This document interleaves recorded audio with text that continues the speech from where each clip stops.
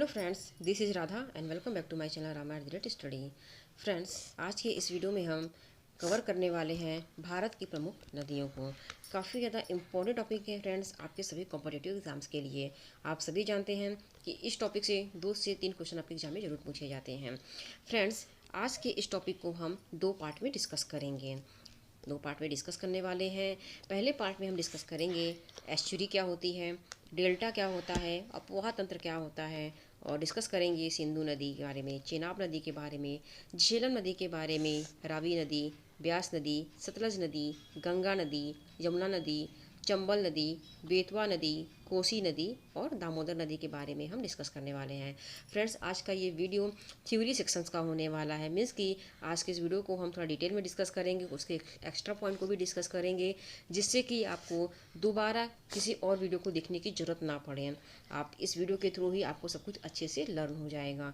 तो चलिए शुरू करते हैं आज के इस टॉपिक से। सबसे पहले फ्रेंड्स जान लेते हैं कि एस्चुरी किसे कहते हैं और एस्चुरी क्या होता है। तो सागर तट पर स्थित आधा बंद खारे पानी का वह क्षेत्र जहां नदियों का ताज़ा पानी समुद्र के खारे पानी से मिल जाता है, एस्चुरी कहलाता है। फ्रेंड्स, आप यहाँ पे देख सकते हैं कि इस एरिया को एस्चुरी कहते हैं, जो कि आधा बंद खारा पानी होता है और आधा मतलब कि यहाँ से जाते हुए ताज़ा पानी से मिल जाता है। नर्मदा, ताप्ती, मांडवी नदी एस्चुरी मतलब ज्वार नदमुख का निर्माण करती है। एस्चुरी मतलब फ्रेंड्स ज्वार नदमुख भी होता है। ज्वार नदमुख कहिए या फिर एस्चुरी कहिए। तो ये जो नर्मदा होती है, नर्मदा नदी, ताप्ती नदी, मांडवी नदी, ये एस्चुरी का निर्माण करती हैं। इस पॉइंट को आपको याद रखने हैं, बहुत ही ज़्यादा इंपॉर्टेंट पॉइंट है आपके एग्जाम के पॉइंट ऑफ व्यू से। अभी जानते हैं कि डेल्टा किसे कहते हैं। नदी जहाँ महासागर से मिलती है उस जगह नदी द्वारा बहाकर लाई गई मिट्टी के कारण नदी की धारा कई धाराओं में बट जाती है। नदी की धारा कई धाराओं में फ्रेंड्स बट जाती है। उस त्रिभुजाकार क्षेत्र को डेल्टा कहा जाता है। फ्रेंड्स, आप यहाँ पे देख सकते हैं कि यहाँ ये कई धाराओं में ये नदियाँ आती हुई इधर उधर से सारी नदियाँ आ रही हैं और ये कई धाराओं में बढ़ जाती हैं। तो ये जो त्रिभुजाकार आकार में ये जो बन जाती हैं, इन्हें डेल्टा कहा जाता है। डेल्टा प्रायः उपजाऊ मिट्टी का निर्माण करते हैं। गंगा, ब्रह्मपुत्र, महानदी, गोदावरी, कृष्णा डेल्टा का निर्माण करती हैं। इस पॉइंट को आपको फ्रेंड्स याद रखने हैं, क्योंकि कभी कभी एग्जाम में पूछा जाता है कि कौन कौन सी नदियाँ डेल्टा का निर्माण करती हैं। तो गंगा, ब्रह्मपुत्र, महानदी, गोदावरी, कृष्णा कृष्णा नदी डेल्टा का निर्माण करती हैं। अगला पॉइंट है फ्रेंड अपवाह तंत्र।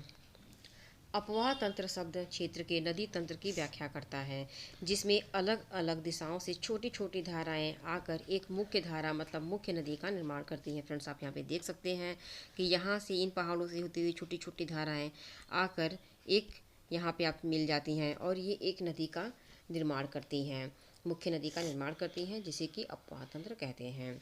यहाँ पर अलग अलग दिशाओं से जो छोटी छोटी धाराएं आती हैं, वह मुख्य नदी की सहायक नदियाँ होती हैं।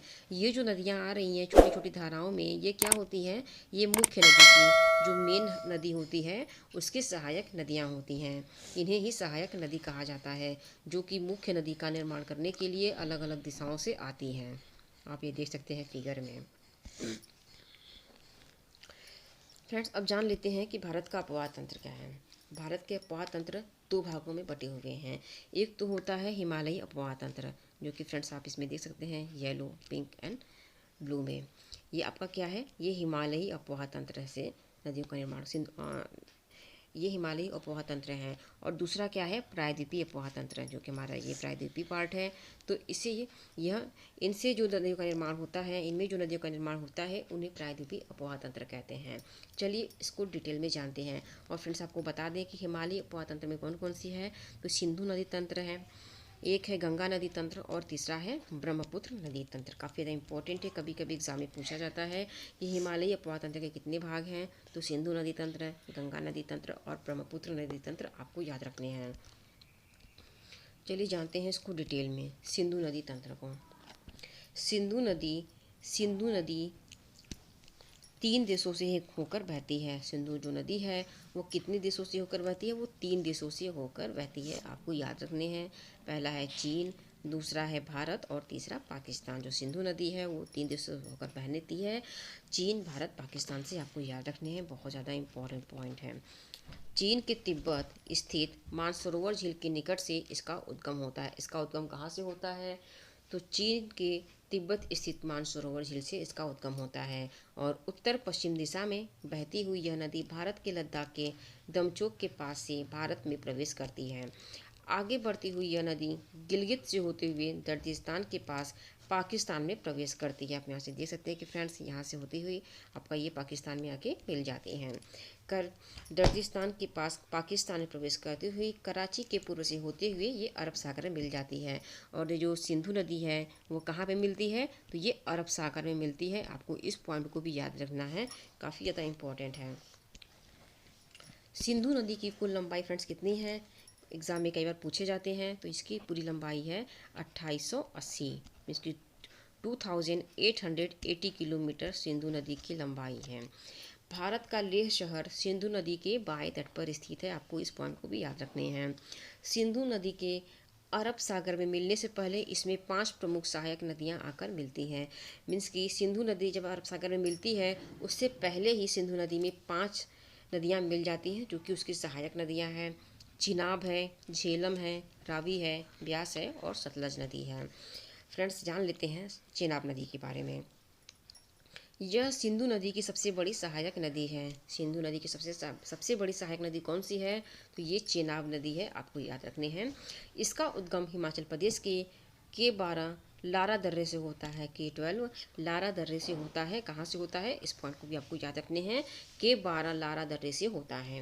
हिमाचल प्रदेश की इस नदी का निर्माण 2 नदियों चंद्र और भागा नदी से होता है, इसलिए इसे चंद्रभागा के नाम से भी जाना जाता है। काफ़ी ज़्यादा इम्पोर्टेंट पॉइंट है, आपको याद रखना है। यह नदी पाकिस्तान में जाकर सिंधु नदी में मिल जाती है। सिंधु नदी में मिलने से पहले इसमें झेलम, रावी, सतलज, ब्यास नदियाँ आकर मिलती हैं। फ्रेंड्स, आपको ये पॉइंट भी ध्यान रखना है कि चेनाब नदी जब वो सिंधु नदी में मिल जाती है तो उसके पहले ही उसमें झेलम, रावी, सतलज, ब्यास नदियाँ आके मिल जाती हैं। अब जानते हैं झेलम नदी के बारे में।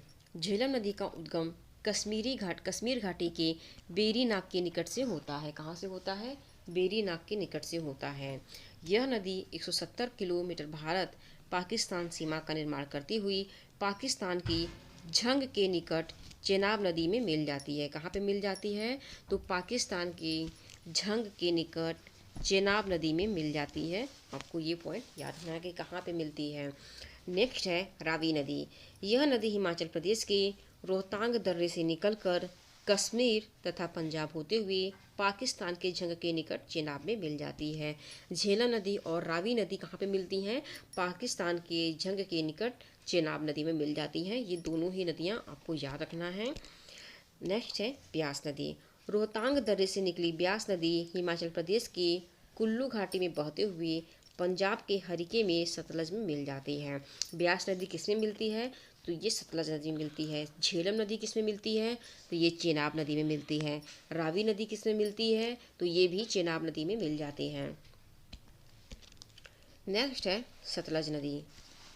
यह नदी तिब्बत के राक्षस ताल से निकलती है। काफ़ी ज़्यादा इंपॉर्टेंट है, कई बार एग्जाम में पूछा गया है कि ब्रह्म सतलज नदी कहाँ से निकलती है। तो आपको ये याद रखना है कि यह तिब्बत के राक्षस ताल से निकलती है और सिंधु नदी के समानांतर बहती हुई हिमाचल प्रदेश में प्रवेश करती है। आगे पंजाब में होते हुए पाकिस्तान के बहावलपुर में चेनाब नदी में जाकर मिल जाती है और यह नदी भी पाकिस्तान में जाकर चेनाब नदी में मिल जाती है। फ्रेंड्स, आपको ये भी पॉइंट ध्यान रखना है, काफ़ी ज़्यादा इंपॉर्टेंट है एग्जाम के पॉइंट ऑफ व्यू से, कि चेनाब में मिलने से पहले यह नदी जो है वो ब्यास नदी में आकर मिलती है। पहले चेनाब नदी में से मिलने से पहले ये किस में आकर मिलती है? ब्यास नदी में मिलती है। आप यहाँ पे देख सकते हैं कि इसका सतलज नदी का उद्गम यहाँ से होता है, फिर ये आपका पाकिस्तान में जाके मिल जाती है। नेक्स्ट है सिंधु जल समझौता। फ्रेंड्स, जान लेते हैं कि सिंधु जल समझौता क्या है। कई बार एग्जाम में पूछे गए हैं, तो आपको पता होना चाहिए। पानी के वितरण के लिए 1960 में हुई भारत और पाकिस्तान के बीच एक संधि है।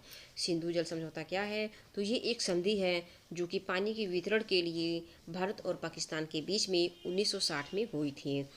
इस समझौते के अनुसार 3 पूर्वी नदियों पूर्व की नदियाँ जो कि ब्यास, रावी और सतलज हैं, उनका नियंत्रण भारत को दिया गया है, तथा 3 पश्चिम नदियों जो कि सिंधु, झेलम और चेनाब का जो नियंत्रण है वह पाकिस्तान को दिया गया है। बहुत ज़्यादा इम्पोर्टेंट पॉइंट है, आपको याद रखना है। बढ़ते हैं अगले पॉइंट की ओर, गंगा नदी तंत्र। फ्रेंड्स, काफ़ी ज़्यादा इंपॉर्टेंट है गंगा नदी तंत्र, इसको देख लेते हैं। इसमें पहला है हमारा गंगा नदी। गंगा नदी फ्रेंड्स भारत की सबसे लंबी नदी है, आप सभी जानते हैं और कई बार एग्जाम में पूछा गया है। इसकी कुल लंबाई कितनी है? तो 2525 किलोमीटर इसकी लंबाई है। किसकी? गंगा नदी की।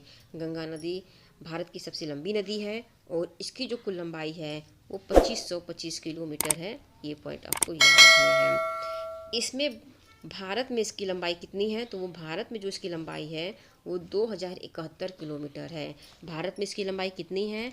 तो 2071 किलोमीटर भारत में गंगा नदी की लंबाई है। बाकी जो इसकी लंबाई है वो बांग्लादेश में है।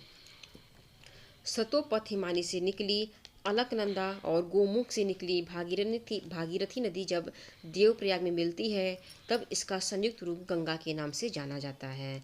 तो फ्रेंड्स, आप इसमें देख सकते हैं कि गौमुख से निकली है और फिर ये भागीरथी नदी जब देवप्रयाग में मिलती है तब इनका संयुक्त रूप क्या कहलाता है? तब इनका संयुक्त रूप गंगा कहलाता है। उत्तराखंड से निकली गंगा, जो उत्तराखंड से जो गंगा नदी निकलती है वह उत्तर प्रदेश, बिहार होती हुई पश्चिम बंगाल तक बहती है।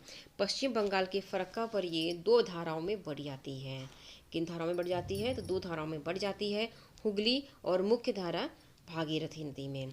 भागीरथी नदी बांग्लादेश में मुख्य धारा के रूप में प्रवेश करती है, जहाँ इसे पद्मा के नाम से जाना जाता है। मीन्स कि गंगा नदी को बांग्लादेश में किस नाम से जाना जाता है? तो इसे पद्मा के नाम से जाना जाता है। काफ़ी ज़्यादा इंपॉर्टेंट है, कई बार एग्जाम में पूछा गया है, आपको याद रखने हैं। आगे बहती हुई यह नदी पद्मा, जो ये पद्मा नदी है, यह ब्रह्मपुत्र जिसे बांग्लादेश में जमुना के नाम से जाना जाता है से मिल जाती है और संयुक्त रूप से इसे मेघना कहा जाता है के रूप में बंगाल की खाड़ी में मिल जाती है। गंगा नदी की बहुत सी सहायक नदियां हैं। इनकी कुछ सहायक नदियों को डिस्कस कर लेते हैं, काफ़ी ज़्यादा इंपॉर्टेंट है। एग्ज़ाम में कई बार पूछा जाता है, आपको ऑप्शन दे दिया जाएगा कि इनमें से कौन सी सहायक नदी गंगा की है, तो आपको ये पॉइंट अच्छे से याद होना चाहिए। चलिए बढ़ते हैं अपने टॉपिक की ओर। पहला है यमुना नदी। यमुना नदी गंगा की सबसे बड़ी सहायक नदी है, ये पॉइंट आपको याद रखने हैं। जो उत्तराखंड के बंदरपुर चोटी पर स्थित यमुनोत्री हिमानी से निकलती है। यह नदी उत्तराखंड से हरियाणा, दिल्ली, उत्तर प्रदेश से बहती हुई प्रयागराज में गंगा नदी में जाकर मिल जाती है। यमुना नदी का प्राचीन नाम कालिंदी नदी है। क्या नाम है? कालिंदी नदी। काफ़ी ज़्यादा इंपॉर्टेंट है, आप इसे राइट डाउन भी कर सकते हैं क्योंकि एग्ज़ाम में पूछा जाता है। यमुना नदी का प्राचीन नाम कालिंदी नदी है, ये पॉइंट आपको याद रखने हैं। और यमुना नदी की सहायक नदियाँ कौन कौन सी हैं, इनको भी डिस्कस करते हैं। चंबल नदी, बेतवा नदी और केन नदी, ये किसकी सहायक नदी है? तो ये यमुना नदी की सहायक नदी हैं। नेक्स्ट है चंबल नदी। चंबल नदी के बारे में जान लेते हैं। यह नदी मध्य प्रदेश के इंदौर स्थित महू क्षेत्र के जाना पांव पर्वत से निकलती है। उत्तर मध्य भारत में बहती हुई यह नदी राजस्थान से होकर उत्तर प्रदेश के इटावा में यमुना नदी से मिल जाती हैं। इस नदी की कुल लंबाई 965 किलोमीटर है। कितनी है? चंबल नदी की कुल लंबाई 965 किलोमीटर है। अगली नदी है बेतवा नदी। बेतवा नदी मध्य प्रदेश के भोपाल से निकलती है, जो उत्तर पूर्वी दिशा में बहते हुए उत्तर प्रदेश के हमीरपुर में यमुना नदी से मिल जाती है। बेतवा नदी कहाँ पे मिलती है? तो ये यमुना नदी में मिलती है, उत्तर प्रदेश के हमीरपुर में यमुना नदी से मिल जाती है। काफ़ी ज़्यादा इंपॉर्टेंट है, आपको याद रखने हैं। कुछ पॉइंट को देख लेते हैं जो कि एग्जाम के पॉइंट ऑफ व्यू से मोस्ट इंपॉर्टेंट है। प्रसिद्ध स्थान सांची, जो सांची का स्तूप है वह बेतवा नदी के किनारे स्थित है। काफ़ी ज़्यादा इंपॉर्टेंट है, आपको याद रखने हैं। सांची में कई बौद्ध स्मारक हैं। सांची का स्तूप अशोक ने 3री शताब्दी ईसा पूर्व में बनवाया था। किसने बनवाया था? तो अशोक ने बनवाया था तीसरी शताब्दी ईसा पूर्व में। नेक्स्ट है कोसी नदी। कोसी नदी के बारे में डिस्कस करते हैं फ्रेंड्स। यह नदी नेपाल में हिमालय से निकलती है और बिहार में प्रवेश करती है। यह नदी प्रायः अपना मार्ग बदलने के कारण चर्चा में रहती है और इससे आने वाली बाढ़ से बिहार में अधिक मात्रा में तबाही देखने को मिलती है। इसलिए इस नदी को बिहार का शोक भी कहा जाता है। किस नदी को बिहार का शोक कहा जाता है? तो कोसी नदी को बिहार का शोक कहा जाता है। ये पॉइंट आपको याद रखने हैं, काफ़ी बार एग्जाम में पूछा जाता है। यह नदी बिहार के कटिहार में गंगा नदी से मिल जाती है। किस नदी से मिल जाती है? तो ये गंगा नदी से मिल जाती है। नेक्स्ट है दामोदर नदी। झारखंड के छोटा नागपुर के पठार से निकलती है। ये दामोदर नदी का उद्गम कहाँ से होता है? तो ये झारखंड के छोटा नागपुर पठार से होता है और पश्चिम में बहते हुए यह हुगली नदी में जाकर मिल जाती है। इस नदी में अचानक आने वाली बाढ़ के कारण इसे बंगाल का अभिशाप भी कहा जाता है। बंगाल का अभिशाप किसे कहा जाता है? तो दामोदर नदी को बंगाल का अभिशाप कहा जाता है। काफ़ी ज़्यादा इम्पोर्टेंट है, कई बार एग्ज़ाम में पूछा गया है। फ्रेंड्स, अभी तक के लिए बस इतना ही। मिलते हैं इसके सेकंड पार्ट में बाकी बची हुई नदियों के साथ। वीडियो कैसी लगी, वीडियो की क्वालिटी कैसी लगी, प्लीज़ हमें कमेंट बॉक्स में ज़रूर बताइएगा।